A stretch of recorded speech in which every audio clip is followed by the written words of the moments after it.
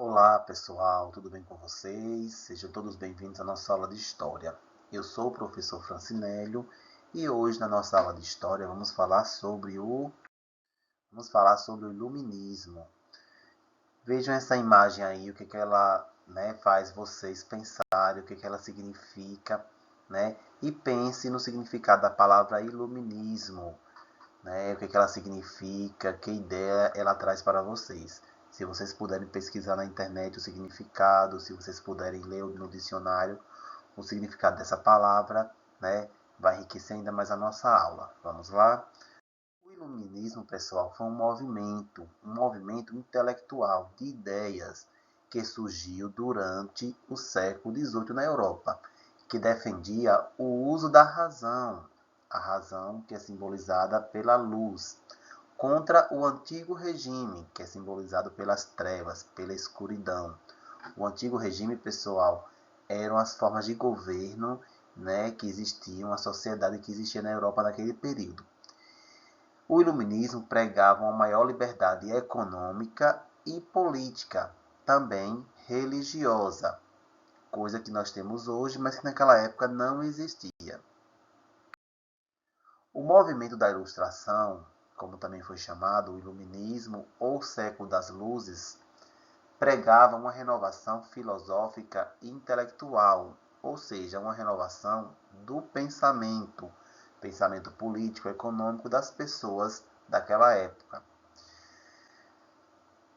O iluminismo atingiu sua maturidade, pessoal, na França, lá em 1789 e 1799, durante o que historicamente ficou marcado como Revolução Francesa. Esse é um outro conteúdo que nós vamos estudar na próxima aula, nas aulas seguintes, que é sobre a Revolução Francesa. Mas hoje vamos continuar falando sobre o iluminismo, que foi um pensamento, um movimento de ideias, de pensamento. Os pensadores do iluminismo acreditavam na razão e no progresso, combatiam o misticismo, a ignorância e o absolutismo monárquico e religioso, a tortura e a pena de morte, a intervenção dos estados na economia, enfim, todas as forças que se opunham ao progresso e ao desenvolvimento.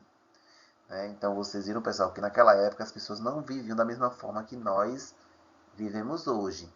E se hoje nós temos uma ideia de direito, de igualdade, existem leis, temos direito de eleger nossos representantes políticos, escolher a nossa religião, essa ideia ela foi plantada, esse pensamento, por esses homens, chamados de pensadores iluministas. Mas quem foram esses pensadores iluministas? Vários pensadores existiram naquela época e foram importantes para o movimento. Esses pensadores eram pessoas que estavam descontentes com o tipo de sociedade que estavam vivendo, que era o chamado Antigo Regime, representada pelos monarcas, pelos reis e principalmente pelo clero, que eram os representantes da igreja. E que achavam que a solução desses problemas seria por meio da ciência. A ciência é o conhecimento. Então, poucas pessoas naquela época tinham acesso ao conhecimento. Então, para esses filósofos, para esses pensadores iluministas, o progresso só viria a partir do conhecimento. Então, vamos conhecer um desses filósofos, não todos, mas alguns que foram mais importantes. O primeiro que eu apresento para vocês, pessoal, foi o inglês John Locke.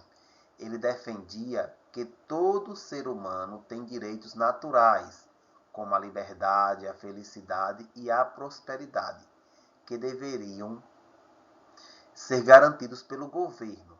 Em troca, o governo tinha que nascer de um pacto entre as pessoas e a sociedade, que aceitaria ser governada para vencer seus conflitos.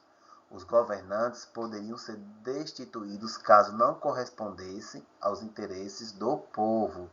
Então, o que ele defendia? Que os governantes estivessem lá no poder para representar o povo, e não a si próprio, a si mesmo, a sua família ou aos seus mais próximos. Então, ele defendia isso, que é essa ideia que nós temos hoje, de um governo que nós é que escolhemos. Então, pessoal, outro importante filósofo do Iluminismo, pensador do Iluminismo, foi o francês Montesquieu.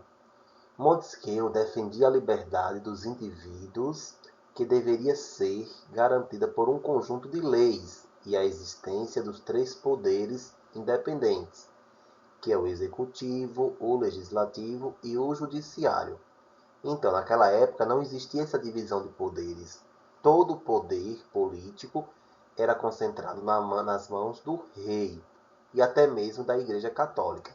Então, para Montesquieu, deveria existir o que? A divisão dos poderes, né? E todos serem desligados um do outro. Então, essa organização que nós temos hoje, nos nossos três poderes, representantes, que nós vamos estudar mais na frente, foi justamente proposta por esse filósofo francês, Montesquieu. Daí a importância de estarmos estudando o movimento iluminista. Temos também o suíço Voltaire. Voltaire criticava o absolutismo, que era aquela organização política, né, representada pelos reis, que eram absolutos, governavam de forma absoluta. Os reis criavam as leis e faziam as leis valer, sem se importar com a opinião dos outros. Criticava também a Igreja Católica que proibia as pessoas até mesmo de pensar, de ter um pensamento contrário aos delas, ou seja, de divulgar um pensamento contrário ao que a Igreja acreditava. Voltaire defendia a liberdade de expressão como meio do povo se livrar da superstição e da ignorância. Então, esse foi mais um importante, né, pensador iluminista.